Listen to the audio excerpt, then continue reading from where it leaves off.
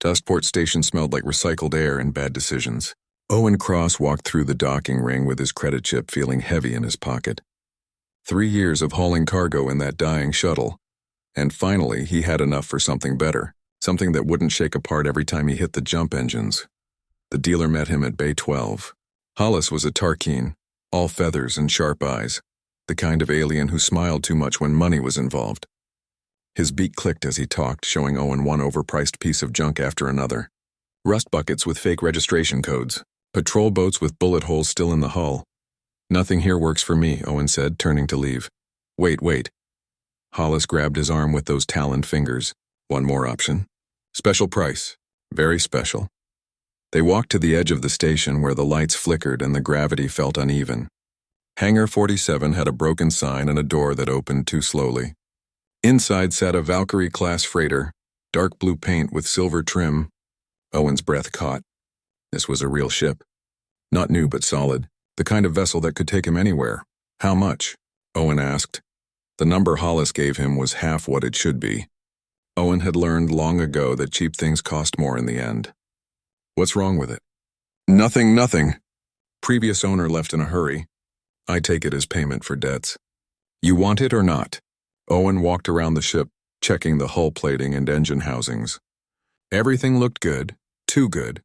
He climbed the loading ramp into the cargo bay, his footsteps echoing in the empty space. The bay was clean, well-maintained, with tie-down points for containers and a small vehicle lock on the port side. Then he heard it. A soft rattle of metal on metal, chain links shifting.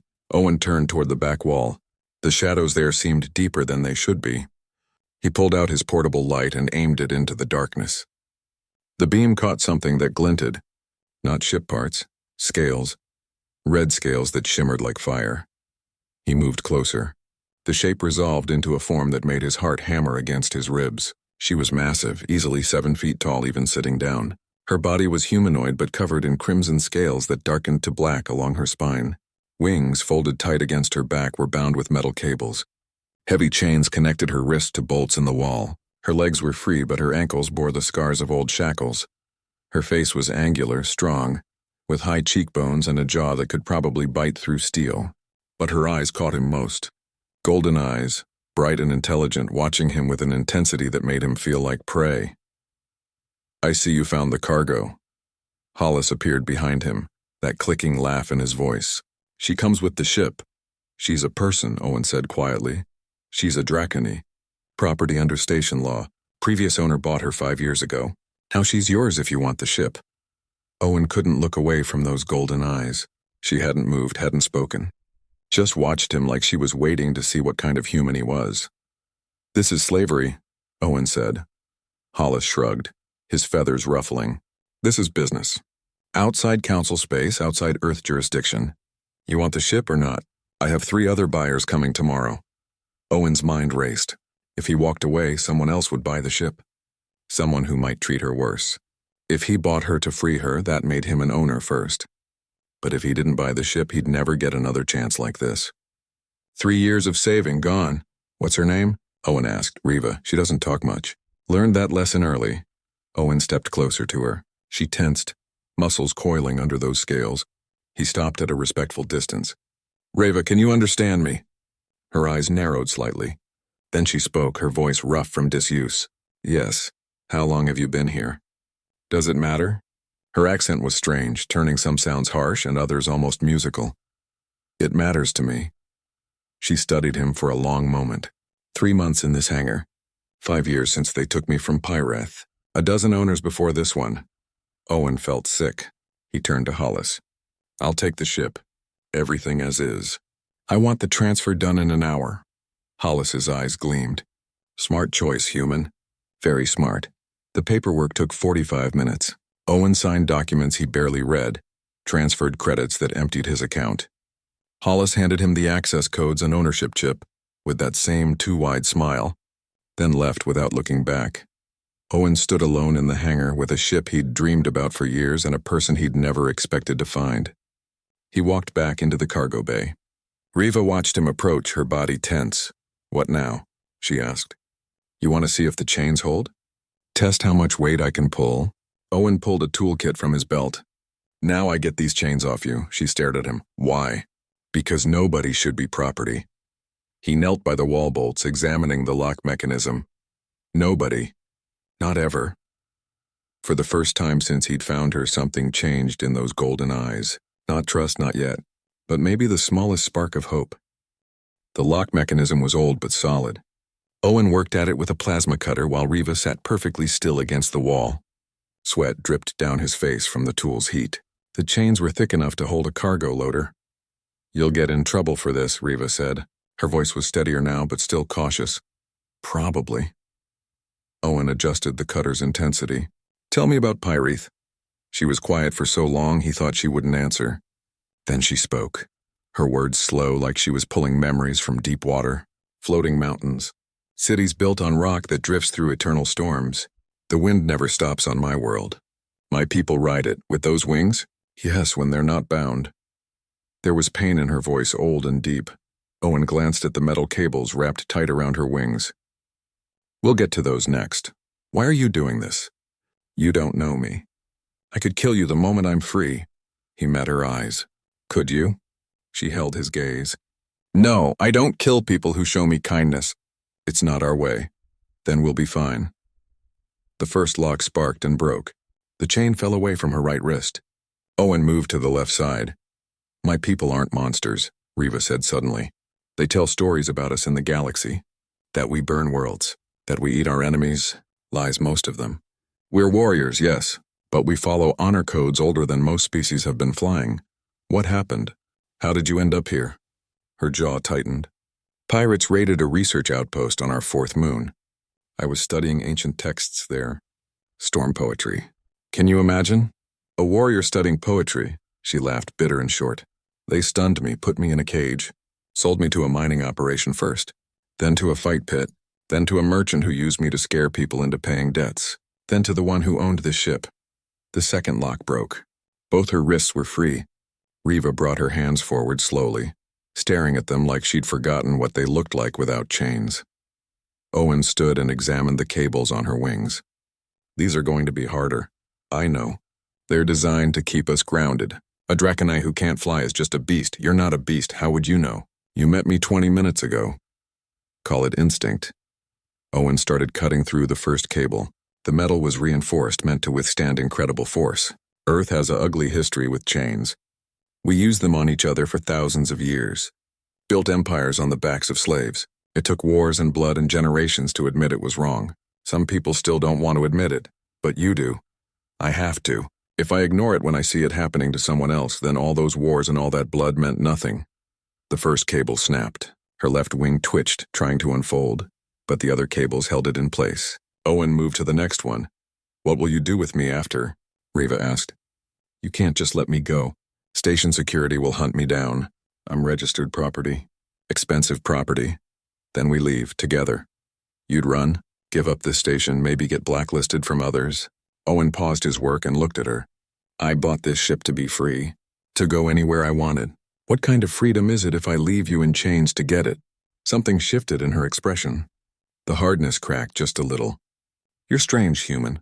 Owen. My name is Owen Cross. Owen. She tested the name. I am Riva Sketelon, daughter of council member Thorin Sketelon, scholar of the Wind Cities. Pleased to meet you properly, Riva. The second cable broke. Then the third. Her wings began to unfold, trembling from months of being bound. They were magnificent. Deep red membranes stretched between bone-white spines, each wing easily 12 feet from base to tip. They moved stiffly, painfully. Don't try to fly yet, Owen warned. Your muscles need time. I know. But he could see how much she wanted to spread them fully, to feel air beneath them again. He cut the final cable. Riva stood slowly, her legs unsteady. Owen reached out to help, but she waved him off. She took one step, then another, then her legs gave out. Owen caught her before she hit the deck. She was heavy, solid muscle and scale, but he braced himself and kept her upright. I've got you. Riva's pride fought against her weakness. I was a warrior. I fought in 3 territorial disputes. I earned my sky name in single combat, and now I can barely stand. You will again. Give it time. She leaned against him for a moment, just catching her breath. Then alarms shrieked through the hangar. Red lights flashed along the walls. They know, Riva said. Hollis put sensors on the chains. He's alerting security right now. Owen helped her toward the ship's ramp. Can you make it inside? Watch me. She pulled away from him and walked on her own, each step stronger than the last. They got into the cargo bay as the hangar doors started to open. Armed guards poured through, weapons raised. Get to the cockpit, Riva growled. I'll handle the guns. You can barely walk. She bared her teeth in something that might have been a smile. I don't need to walk to shoot. Owen ran for the cockpit while Riva dragged herself to the weapons station. He slid into the pilot's chair and started the launch sequence, his fingers flying over controls. Outside, guards were taking positions. This is station security, a voice boomed over the comm. Power down your vessel. Return the stolen property. Owen switched off the comm. His hands moved through pre-flight checks faster than he'd ever done them. Engines hummed to life. Riva, you ready? Born ready, Owen Cross. He grinned despite the danger. Then let's fly. The ship lifted off the deck with a scream of engines. Guards scattered as the landing gear retracted. Owen pushed the throttle forward and the freighter shot toward the hangar opening. Bullets pinged off the hull armor, sparking but not penetrating. They're using small arms, Riva called from the weapons station. They don't want to damage the ship. They want me back in one piece. Too bad for them. Owen banked hard left as they cleared the hangar. Dustport Station sprawled before them, a collection of mismatched modules and docking rings held together by magnetic clamps and prayer. Hang on. He dove between two cargo haulers, using them as cover. Station defense turrets were activating, their targeting systems locking onto his ship. Red warning lights filled the cockpit. Turrets ahead, Owen said. Can you target their control nodes? Give me a second. Riva's claws tapped across the weapons console. These systems are different than what I learned before. You know how to use ship weapons? I've had 5 years to watch and listen. You learn things. The forward guns fired, bright bolts of energy streaking toward the nearest turret. The shots went wide. Adjusting, Riva muttered. She fired again. This time the bolts hit the turret's base control panel. The turret sparked and went dead, its guns pointing at nothing. Good shot. I'm just getting started. Owen spun the ship through a gap between two docking rings. More turrets ahead, already firing. He jinked right, then left, feeling the ship shudder as a blast clipped the port shield. Behind them, 2 security fighters launched from the station's main bay. We've got company, Owen announced. I see them. Riva swiveled the rear guns. These pilots are aggressive. They're not worried about damaging your new ship anymore. Our ship, Owen corrected. He pushed the freighter into a climbing spiral, trying to get above the station's main structure. The fighters followed, their smaller size making them more maneuverable. Energy blasts cut through the space around them. One hit the rear shield dead center, dropping it to 60%. Owen gritted his teeth and kept climbing. His hands knew what to do. 3 years of dodging pirates and customs patrols coming back like muscle memory. Target the left fighter, he said. I'll give you an angle. Ready? Owen flipped the ship, inverting their orientation. The sudden change threw off the fighter's tracking for just a moment. That's when Riva fired. Her shots hit the fighter's left engine pod. The craft spiraled away, trailing smoke but still intact. Nice shooting. I'm not trying to kill them. Just stop them.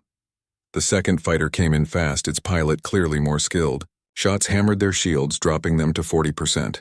Owen dove toward the station again, using its structure to break the fighter's line of fire.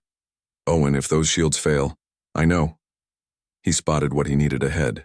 Riva, target that fuel depot, see it? The big spherical tank on Module 7. That'll cause an explosion. A small one. I hope. She aimed and fired. The bolt hit the depot's emergency release valve. Gas vented in a massive white cloud, obscuring everything. Owen flew straight into it, sensors going haywire, flying blind on instruments alone. He counted to 3, adjusted course, then burst out the other side. The fighter wasn't as lucky. It emerged from the cloud at the wrong angle, nearly colliding with a communications array. The pilot had to break off, buying them precious seconds. Jump point is ahead, Owen said. 250,000 kilometers, 2 minutes at full thrust. They'll have time to scramble more fighters, then keep them off us. Riva worked the guns with growing confidence. She took out 2 more turrets, disabled a pursuing security shuttle, and kept the remaining fighter at bay with suppressing fire. Owen watched her work through the cockpit monitor. She was in pain. He could see it in how she moved, but her aim stayed true. The fighter made one last attempt, coming in fast from below. Its pilot was good. using the station's sensor shadow to hide until the last second. Weapons locked onto them, energy built in the fighter's main cannons. Riva fired first. Her shot hit the fighter's cockpit shield, not penetrating but overloading it with energy. The pilot's targeting system glitched, shots going wide. Before the fighter could recover, Owen hit the jump engines. Space twisted. Stars stretched into lines. The universe folded around them and they were gone, leaving Dustport Station far behind. In the sudden silence, Owen let out a breath he didn't know he'd been holding. His hands shook on the controls. He engaged the autopilot and slumped back in his chair. Did we make it? Riva's voice came through the ship's intercom. Yeah, we made it. Owen stood and walked back to the weapons station. Riva was still in the gunner's chair, her claws resting on the controls. Her scales were pale, her breathing heavy. You're hurt. I'm fine. Just tired. I haven't fought in a long time. Owen grabbed a medical kit from the wall locker. Let me check you over. I don't need humor me, she huffed, but let him examine her. Most of her injuries were old, scars from years of captivity. But her wrists were bleeding where the chains had been and her wings trembled with exhaustion. Owen cleaned the wounds on her wrists with antiseptic. She flinched but didn't pull away. You were amazing back there, he said. That shooting, your timing? You saved us. You did the flying. I've never seen piloting like that. We make a good team. Riva was quiet for a moment. Then she said, Why did you say our ship before? You bought it. It's yours. Owen applied bandages to her wrists. You helped us escape. That makes it ours. Partners split things equally, right? Partners. She tested the word like it was foreign. I haven't had a partner in 5 years. I'd forgotten what it felt like. What does it feel like? She looked at him with those golden eyes. Like maybe things can get better. Like maybe there's still good in this galaxy. Owen finished with the bandages. Come on, let me show you the crew quarters. You need rest. He helped her walk through the ship. The crew section had 4 small cabins, each with a bunk and storage. Owen opened the largest one. This one has the most space for your wings. Riva stepped inside. The room was simple but clean. She ran a claw along the bunk, then turned to Owen. I don't know how to thank you. You don't have to thank me. Nobody should live in chains. But you risked everything. Your credits. Your future, Owen smiled. Funny thing about that, I feel like my future just got a lot more interesting. Riva's expression softened. Rest well, Owen Cross. You too, Riva Skydelin. He closed the door and walked to his own cabin. Through the window, stars streamed past in hyperspace. Owen sat on his bunk and realized he was grinning. He'd come to Dustport for a ship. He'd left with something far more valuable. Purpose. And maybe, just maybe, a friend. 3 weeks in hyperspace gave them time to heal. Owen taught Riva how to operate the ship's systems properly. She learned fast, her hands confident on controls that had intimidated her before. In return, she shared stories of Pirith, painting pictures with words of a world Owen could barely imagine. They dropped out of hyperspace near a trading post called Haven's Rest. Small place, neutral territory, the kind of station that didn't ask too many questions. Owen needed to take a cargo job. His credits were gone and ships needed fuel. Stay on board, Owen told Riva as they docked. Just to be safe. She crossed her arms, wings rustling with annoyance. I've been in a cage for 5 years. I'm not hiding in another one. It's not a cage. It's being careful. I'll wear a cloak, keep my wings hidden. But I'm coming with you. Owen saw the determination in her eyes and knew he wouldn't win this argument. Fine. But if anything feels wrong, we run. The station was busy with traders from a dozen species. Riva drew looks even with her cloak hiding most of her features. They found the job board in the main plaza. Simple cargo runs, most of them, hauling goods between stations. This one. Owen pointed to a listing. Medical supplies to Outpost Jericho. Good pay, legitimate cargo. Seems too easy, Riva said. Sometimes easy is good.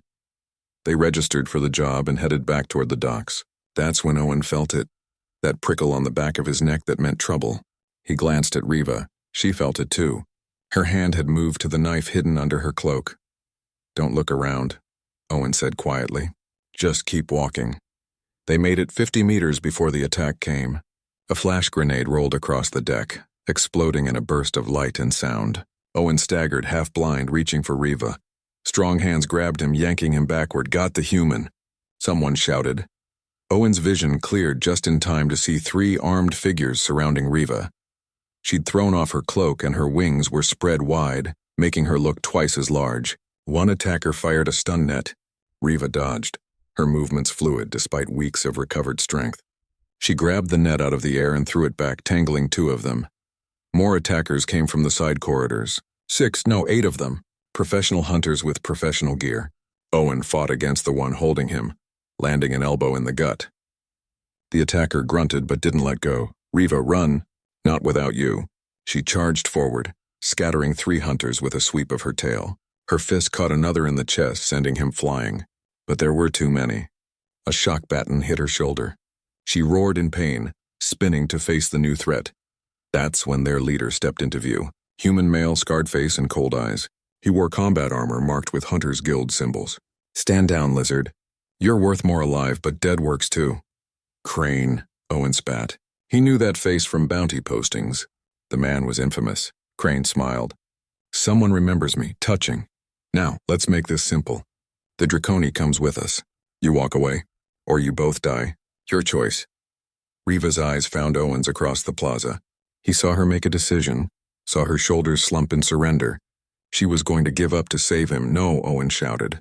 He bit down hard on his captor's hand. The hunter cursed and loosened his grip just enough. Owen broke free and ran toward Riva, pulling his sidearm as he moved. He fired at Crane, forcing the hunter to dive for cover. The plaza erupted in chaos. Station security was coming, their sirens wailing. Crane's team had to move fast or get caught. Owen reached Riva's side. Together, remember? She grinned, fierce and wild. Together, they fought back to back. Riva's strength and Owen's quick thinking created openings they exploited. When a hunter came at Owen, Riva's tail swept his legs. When 2 rushed Riva, Owen's shots forced them to cover. They moved like they'd been fighting together for years, not weeks, but Crane was smart. He herded them toward a dead end away from the security teams. His remaining hunters formed a semicircle, cutting off escape. Owen and Riva ended up pressed against a sealed cargo door with nowhere to go. Last chance, Crane said, raising his weapon. Someone's paying good money for that Draconi. I'd prefer to collect her intact, but credits are credits. Owen looked at the door behind them. Cargo doors had manual overrides. He found the access panel, pried it open. Riva, when I say go, spread your wings wide. What are you? Trust me. He yanked the emergency release. The door slammed open, revealing a cargo bay open to space. Atmosphere rushed out in a howling wind. Owen grabbed Riva and they fell backward into the bay as the emergency shields activated, sealing them inside. Crane and his hunters couldn't follow without spacesuits. They hammered on the transparent shield, shouting threats Owen couldn't hear through the barrier. Now what? Riva asked. They were trapped in a cargo bay with one exit blocked by armed hunters. Owen pointed up. Now you fly. The bay had an outer door for loading cargo directly from ships. Owen ran to the control panel and opened it. Space yawned before them, stars bright and cold. Their ship was docked 3 bays over. I haven't flown in months, Riva said. My wings might not. They'll hold. I know they will. She looked at the open void, then at Owen. You're insane. Probably. Can you carry me? You want me to fly through open space while carrying you? No suit, no safety line, just you and me in vacuum? Yes. Riva laughed, the sound surprised out of her. You really are insane. She grabbed him around the chest, her arms strong and sure. Hold on, don't let go. Wasn't planning on it. She ran toward the open door and leaped. Her wings snapped open and caught the non-existent air. For a moment they fell, spinning toward the stars. Then her wings beat once, twice, finding their rhythm. They were flying. Owen had dreamed of flying since he was a kid. But this was different than piloting. This was pure and primal. Riva's strength holding him safe while space tried to freeze them solid. He could see their ship ahead. Riva adjusted her angle, gliding more than flying, conserving her strength. They landed on the ship's hull near the airlock. Owen's lungs burned from holding his breath. Riva got the outer door open and shoved him inside, following right behind. The inner door sealed and air rushed in. Owen gasped, breathing hurt but feeling amazing. Are you okay? Riva asked, checking him over. Perfect, you? Cold, tired. And I think we're banned from Haven's Rest now. Owen started laughing. He couldn't help it. They'd nearly died and all he could think was how incredible it felt to be alive. Riva joined in, her laugh deep and genuine. Come on, Owen said when he could breathe again. Let's get out of here before Crane finds another way to reach us. They ran to the cockpit. Owen fired up the engines while Riva handled disconnect procedures. Station security was hailing them, demanding they stay for questioning. Owen ignored them and launched. As they jumped away, Riva said, "We can't keep running forever." "I know." Owen plotted a course, thinking hard. "I know a place. People who might help. It's a long shot, but it's something." "Where?" "Frontier's Edge, independent colony. They don't bow to any government." Riva nodded. "Then that's where we go." Owen engaged the jump drive, and they vanished into hyperspace, leaving Crane and his hunters far behind. Frontier's Edge appeared through the viewport like a constellation made solid, dozens of habitats built into asteroids, connected by transport tubes that glowed against the dark. No military presence, no corporate flags, just people trying to live free. Owen requested docking permission and got it within minutes. The controller didn't even ask about Riva. That was a good sign. They landed in a repair bay run by a woman named Ruth. She was older, gray hair tied back, hands stained with engine grease. She took one look at the ship's damage and whistled. "You two have been through something. Can you fix it?" Owen asked. "Can I fix it?" he asks. "Boy, I built half the ships in this colony from spare parts. This'll take 3 days and cost you 6,000 credits. Owen winced. "I have 4,000. Ruth studied him, then looked at Riva, who stood silently in her cloak. "That's a Dracone under there, isn't it?" Riva pushed back her hood. "No point hiding now." "Yes," Ruth nodded slowly. "Thought I saw wings through the cloak. You're the one from the news feeds, freed from Dustport. Hunters looking for you." "We're not looking for trouble," Owen said. "Just repairs and fuel." "Didn't say you were." "Tell you what, 4,000 credits and you help me with some heavy lifting for the next 3 days. I've got work that needs doing and my back isn't what it used to be." Riva stepped forward. "I can lift," Ruth grinned. "Deal, come on, lizard girl. Let's see what you're made of." For 3 days, Owen and Riva worked alongside Ruth. Riva moved cargo crates, held up engine sections while Ruth welded, did the work of 3 people without complaining. Owen handled the detail work, rewiring systems and replacing damaged components. During breaks, they explored the colony. It was unlike anywhere Owen had been. Humans worked beside aliens that most stations banned. A Draconite child played in one of the gardens with human kids, all of them laughing. An elderly Tarkeen ran a food stand next to a human couple's bookshop. "This place is different," Riva said as they walked through the main habitats market. "It's what the galaxy should be," Owen replied. On the 3rd evening, Ruth invited them to her workshop's back room. She poured 3 cups of something that smelled like engine coolant but tasted surprisingly good. "So," Ruth said, settling into her chair, "you two planning to keep running forever? Or you gonna do something about your situation?" Owen and Riva exchanged glances. "What do you mean?" Owen asked. "I mean, there's networks. People working to change things. The Pyroth blockade is wrong and everyone knows it. Your people aren't monsters, girl. They're just different, and that scares the big governments." Riva leaned forward. "Networks? What kind of networks? The kind that get Dracone out of chains. The kind that smuggle evidence to journalists. The kind that might eventually get that blockade lifted." Ruth refilled their cups. "We've been looking for someone like you. A Dracone who can speak for themselves, show the galaxy your people aren't the stories they've been told." "That would make me a target," Riva said. "You're already a target. Difference is, this way you're fighting back." Owen touched Riva's arm. "It's your choice. I'll support whatever you decide." Riva was quiet for a long time. Then she said, "My whole life I studied our history, the songs and poetry of my people. We value honor above all else. Running, hiding, that's not honor. If I can help others like me, others still in chains, then I have to try."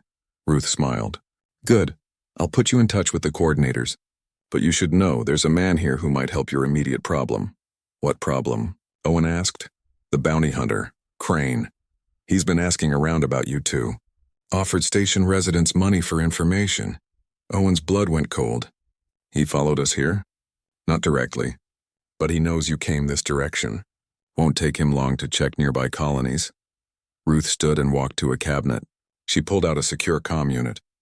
"This man I mentioned, his name is Daniel Cross, former Earth military. Runs security for the colony." Owen froze. "Cross? That's my last name." Ruth's eyes twinkled. "I know. He's your uncle, Owen, your father's brother. He's been looking for you for 2 years. Owen's mind spun. He'd left Earth to get away from family expectations, to make his own path. His uncle Daniel had always been the military hero, the one everyone compared Owen to. Why would he look for me? Because family matters, and because he heard you were in trouble. Ruth keyed the comm. Daniel, got someone here you need to meet. 20 minutes later, a man walked into the workshop. Tall, graying at the temples with eyes the same shade as Owen's. He stopped when he saw Owen, emotion flickering across his face. Owen, Daniel said, you look like your father. Uncle Daniel. Owen didn't know what else to say. Daniel crossed the room and pulled Owen into a brief, fierce hug. Your mother's been worried sick. You could have called. I needed space. Time to figure things out. I understand. Daniel stepped back and looked at Riva. And you must be the Draconi everyone's talking about. Riva Skydolan, isn't it? Riva stood straight. Yes, Ruth tells me you're in trouble.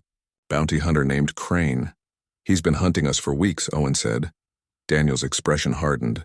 Crane's good, relentless, but he's not welcome in this colony. We don't bow to anyone's bounty laws here.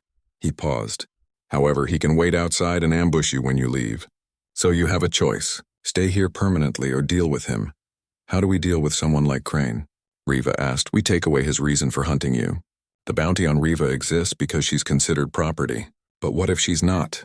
What if she's a citizen? Owen blinked. Citizen of where? Earth won't recognize Draconi's citizenship. Neither will the Council Worlds, Daniel smiled. But Frontier's Edge will. We're not part of the Council. We make our own laws.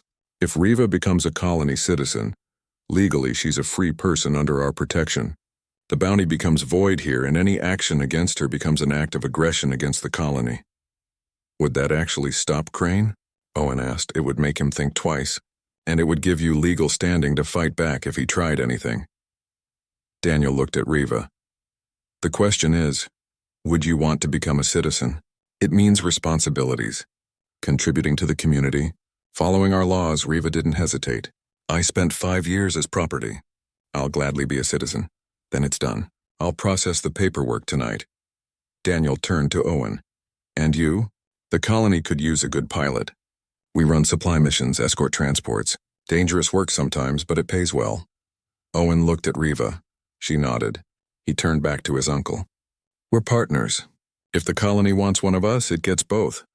Partners it is. Daniel extended his hand. Owen shook it. Then Riva did the same. Later that night, Owen and Riva stood in one of the observation domes, watching ships come and go from the colony. This is it, Owen said. A real chance to change things.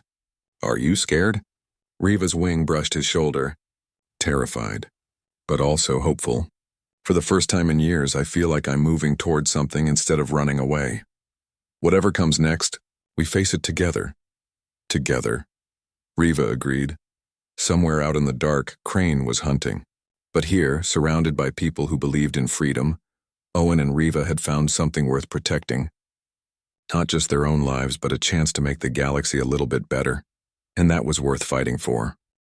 The citizenship ceremony took place in the colony's main gathering hall. 50 people attended, humans and aliens both. Daniel stood at the front while Riva placed her clawed hand on a data tablet containing the colony's founding charter. Do you swear to uphold the principles of freedom, to defend those who cannot defend themselves, and to contribute to the betterment of this community? I swear, Riva said, her voice clear and strong. Then by the authority granted to me as colony security chief, I recognize you as a free citizen of Frontier's Edge. Welcome home. Applause filled the hall. Several people came forward to shake Riva's hand. A young human girl asked if she could touch Riva's scales. Riva knelt down and let her, smiling at the child's wonder. Owen watched from the side, something warm settling in his chest. This was what he'd been searching for. Not just freedom to wander, but purpose, community. The celebration lasted hours. Music played, food appeared from various booths, and people shared stories. An elderly woman told Riva about her grandson who dreamed of visiting Pirith. A mechanic asked about Draconi engineering techniques. No one treated Riva like property or a monster. They treated her like a person. As the evening wound down, Ruth pulled Owen aside. Got a message for you. Encrypted, high priority. Came through the network channels. Owen followed her to a secure terminal. The message was from someone calling themselves Meridian. It detailed information about a transport ship carrying 6 Draconi prisoners, scheduled to pass through neutral space in 2 weeks. The prisoners were being moved to a labor operation on the far rim. "This is it," Owen said. "A chance to help others." "Dangerous, though," Ruth warned. "That transport will have guards. And if you free those prisoners, you'll be on every wanted list in the sector."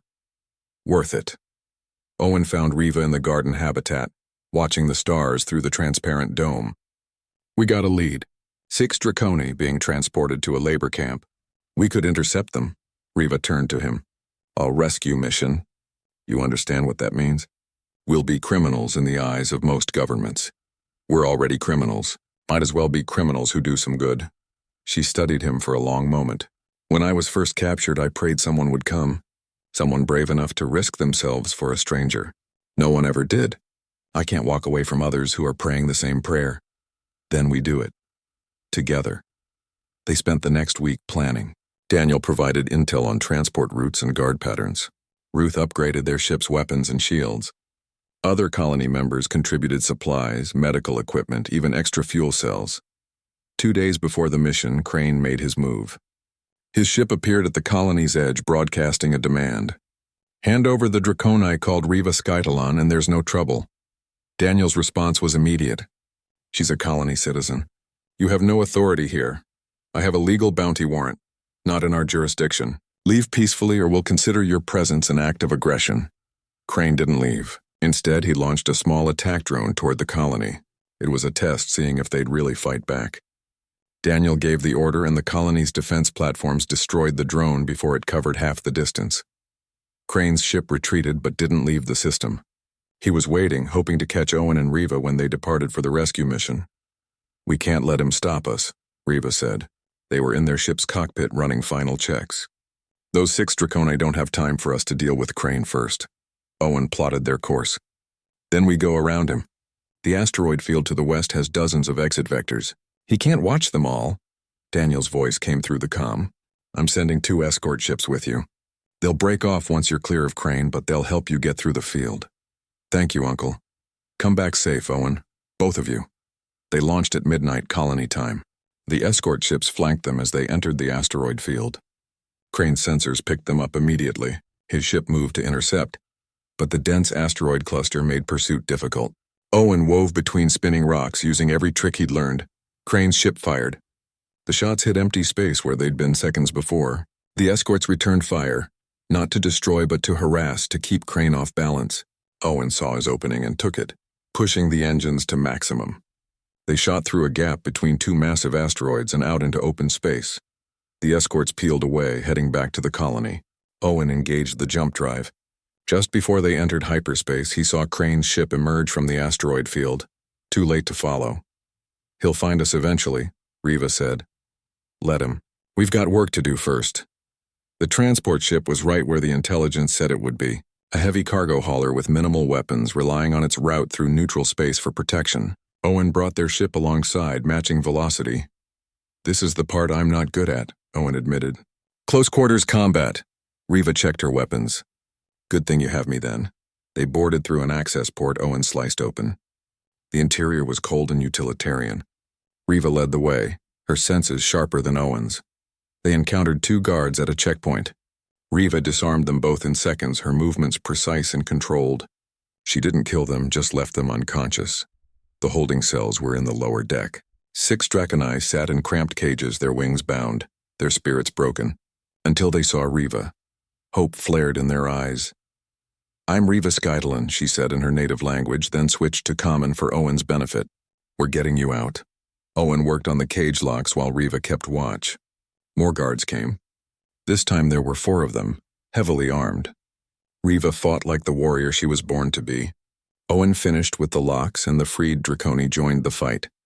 Together they overwhelmed the guards. They ran for the ship, all 8 of them. Alarms howled. The transport's captain tried to seal the airlocks, but Owen had already overridden the controls. They made it back to their ship with seconds to spare. As they jumped away, the rescued Draconi crowded into the cargo bay. One of them, an older male with silver-tinged scales, approached Riva. "You came for us. Why?" "Because someone came for me," Riva said, gesturing to Owen. And now we're all going to help others.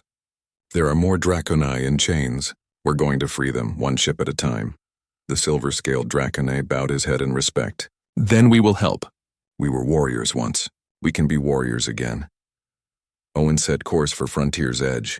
They'd need to find places for the rescued Draconi, get them medical care, hear their stories. And then they'd plan the next rescue. And the next, Riva joined him in the cockpit. She placed her hand on his shoulder, a gesture of deep friendship among her people. "Thank you," she said, "for everything. For seeing me as a person when others saw property.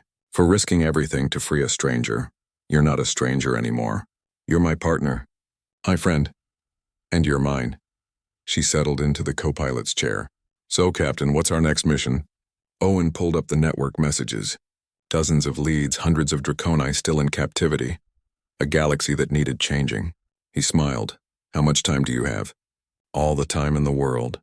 They flew through hyperspace, two souls who'd found each other in the worst circumstances and chosen to make something better. Behind them, 6 freed Draconi talked quietly, rebuilding their hope. Ahead, a colony welcomed them home. And beyond that, countless others who needed help. Owen had gone to Dustport to buy a ship.